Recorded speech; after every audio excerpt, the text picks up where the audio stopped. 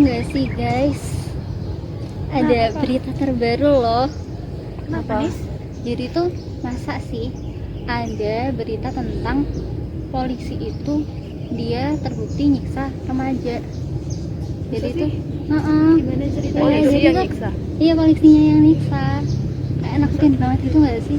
Aku kemarin juga kayak pernah baca deh. Iya kan? Kenapa tuh? Kayak akhir-akhir ini tuh sering ada berita tentang polisi yang dia tuh nyiksa remaja. Apalagi ada kekerasan kayak gitu loh. Kayak gitu. Aku denger sih yang polisi yang nyiksa remaja itu, yang tak denger itu tuh anak dia masih remaja gitu kan, kayak 13 tahun gitu loh. Habis itu ini dia tuh sebenarnya dia juga salah karena habis tawuran. Habis itu kan ketangkep polisi. Nah terus dia sama teman-temannya itu kayaknya kalau nggak salah tuh 18 orang itu tuh dikejar gitu loh sama polisi. Terus kayaknya dua tuh ketangkep gitu deh, terus satunya tuh disiksa. Serem banget. Itu disiksanya gimana sih? Disiksanya tuh kayak kan pas lucu nggak sih beritanya itu? Itu yang ini nggak sih? Iya, jadi kayak polisinya itu lucunya malah nyari orang yang pertama kali viralin beritanya. Oh iya, Kan, terus habis itu tiba-tiba ada berita yang muncul lagi. Ternyata setelah diotopsi tuh ada bekas-bekas luka, kayak gitu, ada luka lebam kayak bekas penyiksaan. Padahal polisinya itu ceritanya sebaliknya, kayak gitu. Kan ceritanya remajanya kayak ini kan, dia itu jatuh gitu kan ke sungai. Oh anu sih, kalau yang tak baca kemarin tuh ada kayak dua versi gitu gak sih? Jadi kayak dari Tempo sama LBH itu tuh udah kayak pernah mengusut gitu loh. Nah mengusut, dia tuh menyimpulkannya dia disiksa sampai mati sama si polisinya itu, karena ada yang luka-luka tadi yang bilang luka-luka di badan gitu, disetrum juga kayak gitu. Cuman dari polisinya itu kayak menyembunyikan gitu loh, malah bilangnya itu tuh dia mati karena loncat dari jembatan. Itu di mana? Kalau nggak salah kemarin itu di Sumber gitu. Kapan sih? Kapan ya? Baru akhir-akhir ini sih. Jadi pelaku penyiksaannya tuh malah polisi. Jadi makanya malah polisi. Dan ternyata itu kasusnya tuh nggak cuma satu doang gitu loh, ada kasus yang lain. Apalagi ada berita ini, pernah denger nggak sih kayak polisi salah tangkep gitu. Oh iya. Polisi salah tangkep terus habis itu juga disiksa padahal itu masih remaja. Itu kayak mana anaknya? Nah itu tuh kalau ceritanya ya anaknya itu ngepasin pas pulang habis nonton Arjun Tunggal. Terus di situ habis ada tawuran.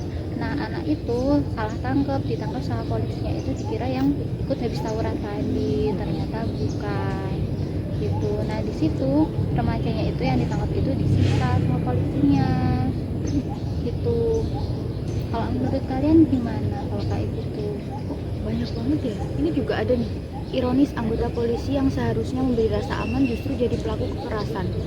Ada ditemukan 622 kasus kekerasan setahun terakhir coba. Itu kan kayak banyak banget nggak sih? Kayak banget. Setahun itu 365 hari loh. Ini 622 kasus. Iya. Sehari sama aja 2 orang. Iya. Itu kenapa sih? Kenapa kayak polisi gitu? kayak gitu sih? Maksudnya kenapa? Iya.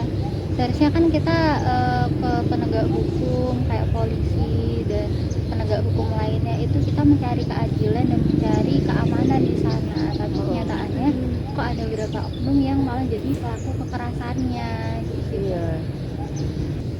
Terus kalau penegak hukumnya aja belum bisa memberi rasa aman, terus Kita bisa apa? Sebenarnya untuk mengatasi masalah ini bukanlah hal yang mudah, dan apalagi kita sebagai mahasiswa dengan sistem yang sudah terjadi di Indonesia, kita dapat melakukan pencegahan dengan hal yang sederhana seperti tidak menormalisasikan pelanggaran aturan. Biasanya banyak yang menganggap pelanggaran aturan atau norma itu hal yang dianggap biasa atau tidak penting. Dengan begitu, pelanggaran aturan tersebut tetap harus dianggap serius dan harus ditindaklanjuti dengan kebijakan yang berlaku. Dengan cara tidak menormalisasikan pelanggaran aturan, dan kita juga harus menegaskan bahwa setiap pelanggaran harus diperlakukan dengan serius dan tidak diabaikan. Dan ada juga edukasi kesadaran hukum untuk masyarakat. Kita dapat memberikan pengetahuan tentang hukum kepada masyarakat dengan tujuan meningkatkan kesadaran hukum dan memberdayakan masyarakat agar dapat memahami hak dan kewajiban mereka dalam konteks hukum yang berlaku. Edukasi dapat dilakukan dengan penyuluhan dan pelatihan kepada masyarakat. Hal tersebut penting untuk memastikan bahwa masyarakat memiliki pengetahuan yang cukup mengenai hukum yang sudah ditetapkan. Yuk cegah pelanggaran hak asasi manusia dari hal-hal sederhana di kehidupan kita.